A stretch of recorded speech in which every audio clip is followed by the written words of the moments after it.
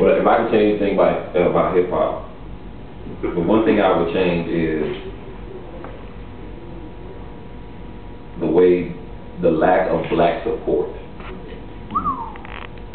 Right? The lack of our people continue to let other people come in and take what we started. And it happened to jazz, right?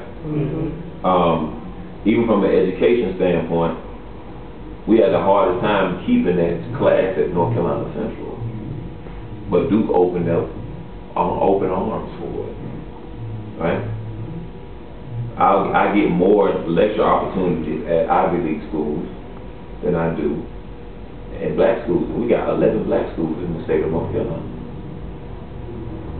The way the media has formed hip-hop to separate the generations is amazing. Like, you can't even get a 60-year-old, 70-year-old, 50-year-old to even want to listen to Eric B. and Rakim. Although he's kicking the real, you can't even get, because that's that old, that's that.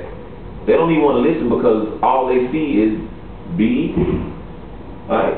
So they don't even, the media has separated the generations because of what the picture they painted for hip-hop music. And that makes black people not want to support it. That makes black people not want to learn anything about it. And that makes other races come in and scoop it right on up, claiming to be theirs, and put the National Archives of Hip-Hop at Harvard University. That's the one thing I would change, for black people to understand the beautiful thing that we created. That's one thing I would change. How would you go about changing that? Shoot, man. That changing is a small microcosm. You know, that turns into not even a hip-hop conversation. That just turns into a black society conversation. Like, that's a small microcosm of what black people need to do. Very small, and the big pantheon of stuff that we need to do that we want and we haven't for the past, woo, man, we'd be all night.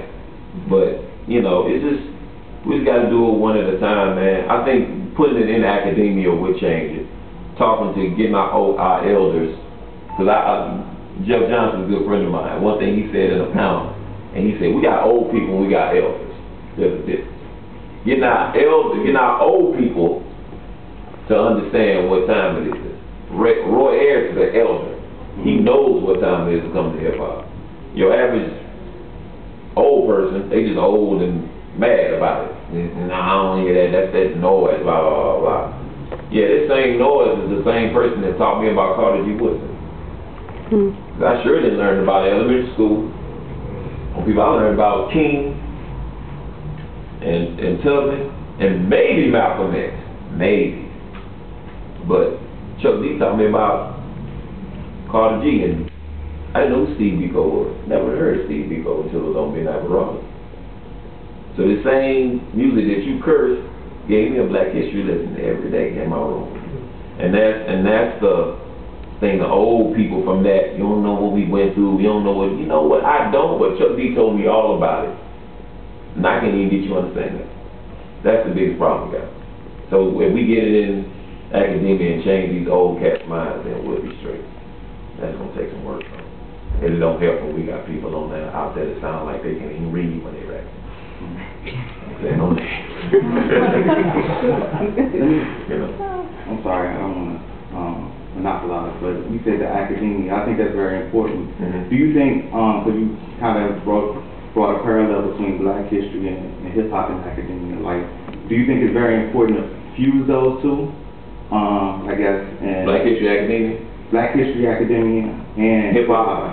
That, when I taught the class in North Carolina Central, I taught the class from April 4th, 1968 to March 9th, 1997. The day King got assassinated, the day Biggie died. That's what I did.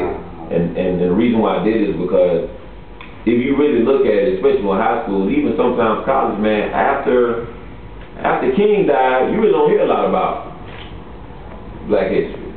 You go from King, Obama.